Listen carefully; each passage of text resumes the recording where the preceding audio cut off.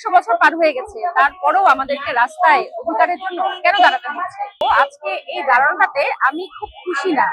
আমারও এই প্রশ্ন, সবার কাছে প্রশ্ন, বিশেষ করে আমার ভাইরা যারা আছে, আপনারা যারা আছেন, অন্যান্য অর্গানাইজেশন যারাই কাজ করছে নারীদের নিয়ে, সবার কাছেই আমার প্রশ্ন যে এত এত বছর পরে 100 বছর পার হয়ে গেছে, তারপরেও আমাদেরকে রাস্তায় অধিকারের জন্য কেন দাঁড়াতে হচ্ছে?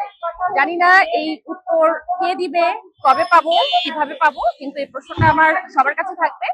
আজকের এই নারী দিবসে আমরা যেটা বলবো, আজকে নারী দিবসের প্রতিপাদ্য গিফট টু গেইন। আমি যদি নারীদেরকে সামনে এগিয়ে নিতে যাই, তাকে আমার সাপোর্ট দিতে হবে, তার জন্য আমার সহায়ক পরিবেশ তৈরি করতে হবে। তো আজকের এই নারী দিবসে আমাদের সকলের আহ্বান, যে সকল বিচারের দীর্ঘসূত্রিতায় যত রকম বিচার আটকে আছে, আমাদের বাংলাদেশের বিচার ব্যবস্থা এই বিচার করতে ব্যর্থ হচ্ছে, আমরা এটা মানতে চাই না। আমাদের আহ্বান, বর্তমান যে গভর্নমেন্ট আছে তার সাথে আমাদের যে সকল যে নাগরিক সমাজ সবাই মিলে আমরা একটি প্রতিরোধ গড়ে তুলবো এবং আইনি এবং বিচারিক দীর্ঘসূত্রিতা নিরসনে আমরা সবাই মিলে একসাথে কাজ করে যাব। নারীদের পার্টিসিপেশনের ক্ষেত্রেও একটু আগে তিনি বললেন যে এটাও আসলে নানাভাবে কম হচ্ছে। আমরা আশা করছি যে নারী জাগরণের মধ্য দিয়ে আমাদের অর্ধেক জনশক্তি যেখানে নারী, সেই নারীদেরকে সম্মান, মর্যাদা এবং নিরাপত্তা ব্যবস্থা করাই আমাদের রাষ্ট্রের এবং সমাজের মূল বক্তব্য হওয়া উচিত। নারীর নিরাপত্তা এখন সবচেয়ে বড় প্রশ্ন হিসেবে দেখা দিয়েছে, সেটি সমাজে, ঘরে, অফিসে, রাস্তাঘাটে, পরিবহনে, সব জায়গাতে।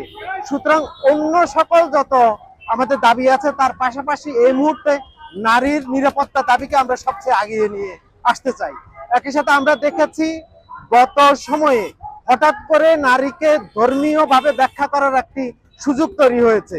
এই সুযোগের মধ্য দিয়ে নারীকে আবার ঘরবন্দি করা, আবার অপদমিত করার একটা চেষ্টা চলেছে।